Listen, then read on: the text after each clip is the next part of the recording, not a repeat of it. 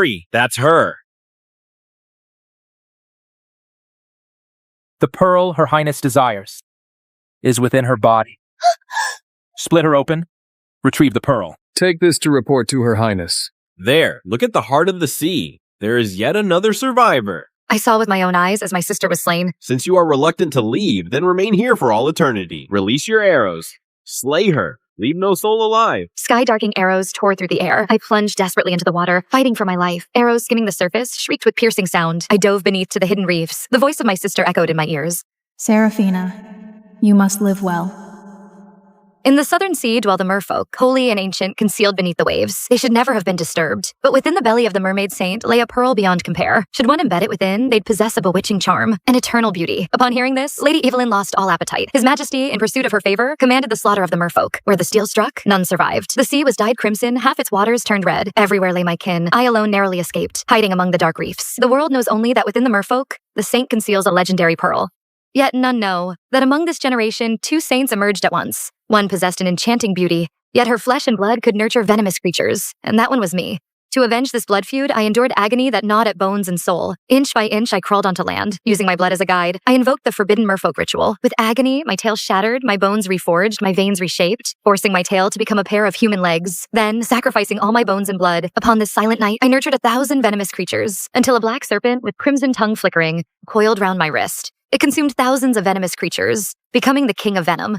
From that moment, after 3 months, I mastered the art of venom. Battered and wandering, I made my way at last to the capital, disguised as a palace dancer. With a pouch of pearls formed from the tears of merfolk, I exchanged for news of the emperor, Charles's whereabouts. As moonlight washed the shore, I walked upon the water, my toes skimming the rippling waves, blooming at every pace. As if skimming atop waves, fragrant aura wafted all around, carried aloft by the breeze, drawing colorful butterflies to seek the scent, circling in celestial dance, lingering endlessly. Charles stood transfixed, watching for a long while, until my dance concluded. Turning, I inadvertently met his gaze. My heart jolted in fright, hurriedly slipped on my shoes, preparing to depart, yet he called out to halt me. Stop. Are you a palace dancer? This dance is extraordinary. I've never witnessed such. I feigned unfamiliarity with his features, all hatred concealed beneath that mask. In response to your excellency, this is a dance from my homeland.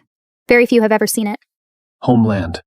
I can't fathom what hills and rivers could nurture such a dance, so otherworldly. Your excellency, there is nothing but ceaseless sea wind. However well I danced, only the wind witnessed. No one understood. The wind doesn't understand. But am I not standing here, watching? A hint of fragrance drifted near, and the air grew softly intimate. Now that you've found a true witness, why do you not dare to raise your head? I glimpsed awe in Charles's eyes, a marvel passing through them. Then he spoke with gravity. Her Highness delights in the dance. Soon comes her birthday. Perform this dance in celebration for her. I feigned ignorance of his true identity, knelt down upon the ground, crying in fear. I did not know you were His Majesty. I beg your forgiveness. Charles waved his hand. Rise. You are forgiven. Do not disappoint me and her. Thank you for your grace. Watching Charles's retreating form, I moved my finger slightly.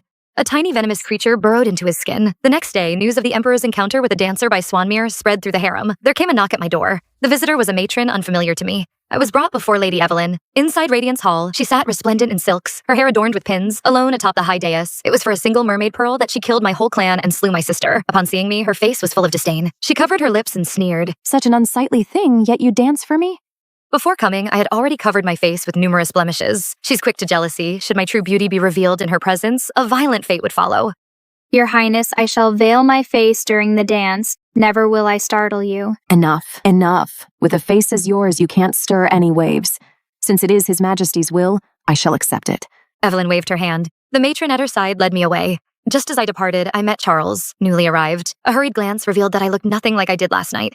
Yet the unique fragrance was unmistakable. He knew well it was my means of survival. A spark of anger kindled in Charles's heart toward Her Highness. I let a faint smile touch my lips. The smallest seed of dissatisfaction shall, in Charles's heart, burrow deep and take root, growing at last into a towering tree. When that day comes, all the glory and favor she enjoys shall matter not. The higher the climb, the more ruinous the fall. Back in my own chambers, I washed away the spots from my face. Evelyn Westcott, is it not your wish to possess an alluring body, a beauty beyond compare? I shall see that all your gains and all you long for turn to empty dreams, scattered upon the earth. Now, the black serpent coiled around my wrist. Soon, I shall be the first to send her beneath the earth to pay penance to my sister. On the day of Evelyn's birth celebration, the revelry was grand. Lotus blossoms covered Jadewater Lake overnight. The folk all declared it a sign of heavenly favor. Charles stood at the lake shore beside Evelyn. The gift your majesty promised. When will it be presented?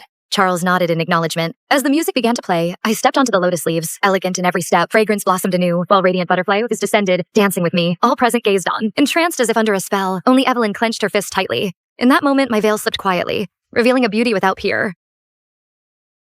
As the final note faded, the assembly remained lost in wonder until I sank to my knees before Charles. Seraphina Drake offers birthday greetings to your highness. May you two share deep affection, never parting from one another. Jealousy in Evelyn's eyes was almost tangible. May the realm of the Dominion endure forever. Blessing to its sovereigns. At some point, Charles had released Evelyn's hand. He reached toward me and softly spoke. Rise at once. Truly, you haven't disappointed me. Evelyn, nearly grinding her teeth to dust, forced a wan smile and said, The gift your majesty bestowed upon me, I cherish dearly. Charles replied with a perfunctory nod. So long as you are pleased. The spell began to take effect, clouding his judgment.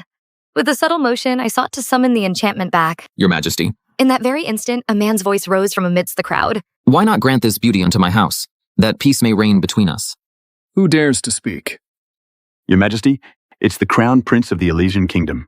The man strode forward, adorned in the garb of distant lands, tall and imposing. I pay respects to your Majesty. I am Adrian Ellsworth, Crown Prince of Elysian. Should your Majesty be willing to bestow this beauty upon me, I shall pledge peace between our realms for 100 years. It is fortune unmatched indeed. To exchange a mere dancing girl for the harmony of two nations, by any measure, a bargain beyond compare. Standing nearby, Evelyn added, Your majesty, surely to wed the Elysian as consort would be the finest destiny for this young lady. Charles didn't understand that by sacrificing an insignificant soul, he could secure peace for two nations. Why then was his heart so burdened with reluctance? I lifted my face, regarding Charles in stillness. For tonight's dance, I brushed a blossom motif beside my eye, appearing even more enchanting. You are too late. She is now a consort of me. Evelyn, wide-eyed in disbelief, cried out, Your majesty,